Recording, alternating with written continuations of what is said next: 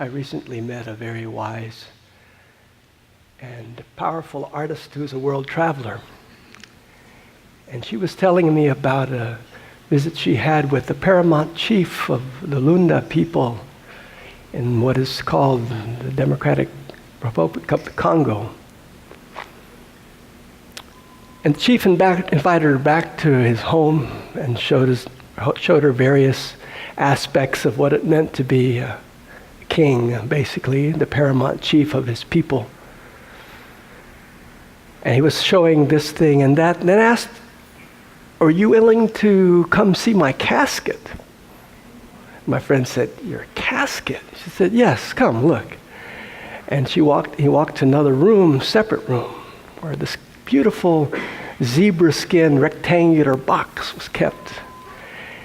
He said, "As chief of the Lunda people, it is one of my responsibilities to spend the night in my casket at least once a year, as a reminder of how transitory this all is, and how important it is to be grateful for what is now, knowing it will pass."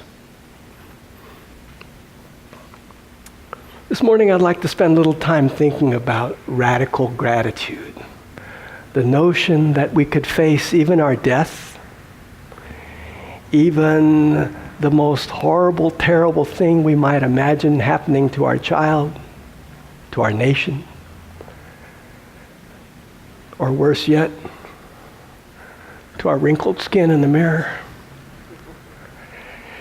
The most terrible, horrible thing that we might imagine, whatever that might be, is asking us to practice radical gratitude, as is the beautiful sound of children playing and the daisies in the field and the beautiful dinner laid out for us at Thanksgiving, all the things that it's easy to feel grateful for, but also those things that are not that easy to feel grateful for.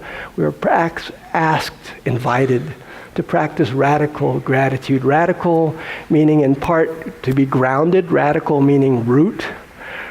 Radical knowing that if we ground ourselves in gratitude from a place of thankfulness for whatever arises in our lives, knowing that it too is gift.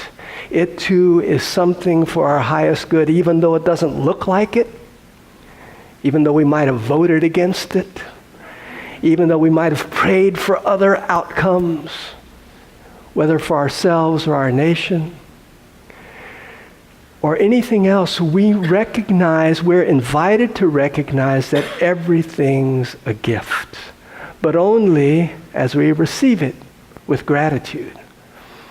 Look, if I wrap up a $300,000 diamond in a beautiful box and wrap it up beautifully and give it to Brother Adam right here, it remains just a box until he receives it and opens it and sees what's inside and truly receives the gift. And so too, whatever comes into our life is a gift. At least, that's one way of looking at it. You can also find it to be something you'd rather fight, something you'd rather resist, something you'd rather be angry about, something you'd rather hate, something you'd rather wish go away. But on the spiritual path, we are asked again and again to trust that there is something outside of our normal realm of understanding that's operating, and that we have a limited perspective of anything. If you stand at the lip of the Grand Canyon and see miles and miles of Grand Canyon, it's wonderful, it's vast, but there's so much more you're not seeing, including the birds flying overhead and behind you. We now know that what we see on the physical plane represents but a very small fraction of the electromagnetic spectrum of vibration.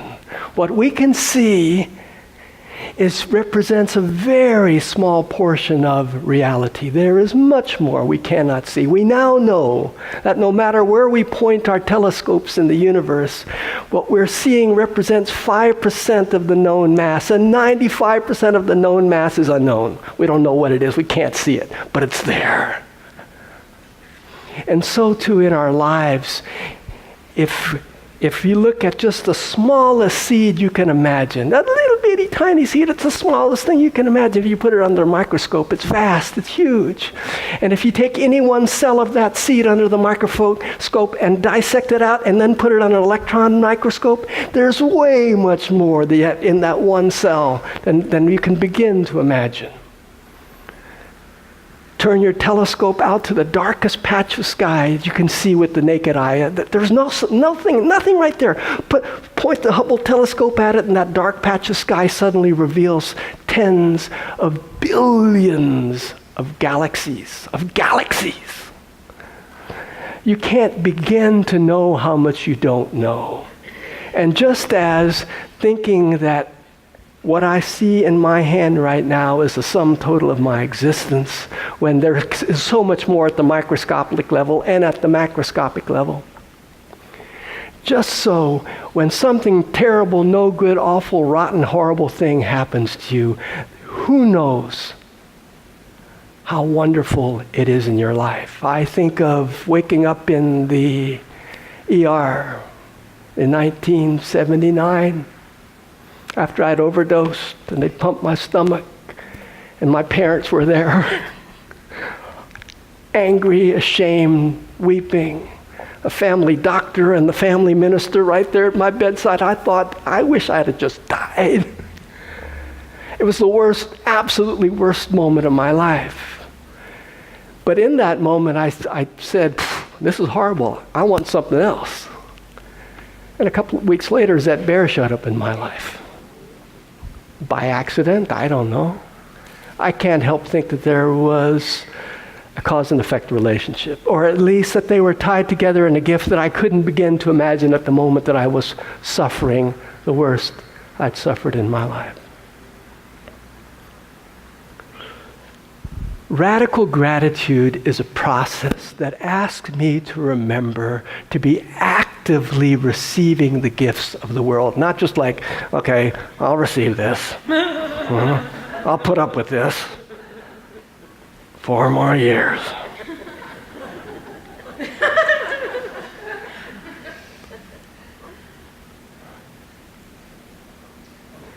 Radical gratitude asks me to say, I'm here to be and participate fully in life as I know it here in my neighborhood, right here. I'm here to spread good and do the best I can. And how it plays out on the national level, how it plays out for you, how it plays out for my teenage son, I don't know. But I am asked to be radically open to and grateful for whatever appears in my life, knowing that whatever I'm perceiving is but a small, very small fraction of what is unfolding at any given moment, at any given place in the universe.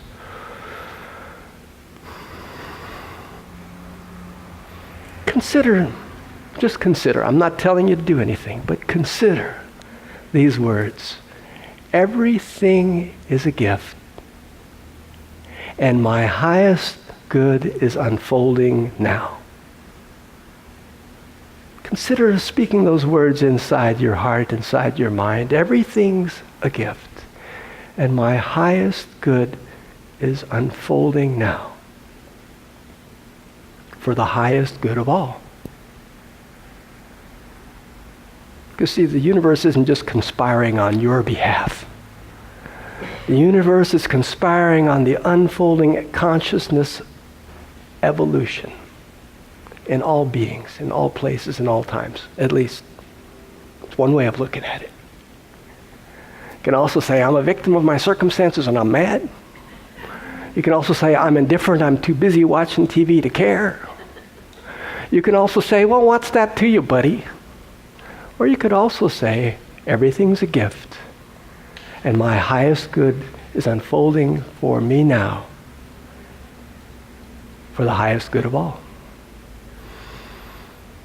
I invite you to consider breathing into that statement.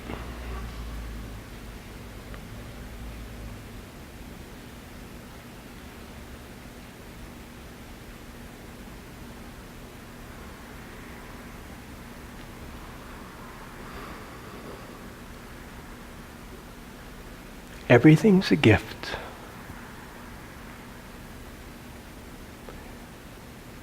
And my highest good is unfolding for the highest good of all. Now,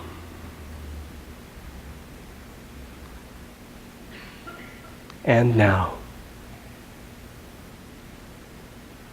and now.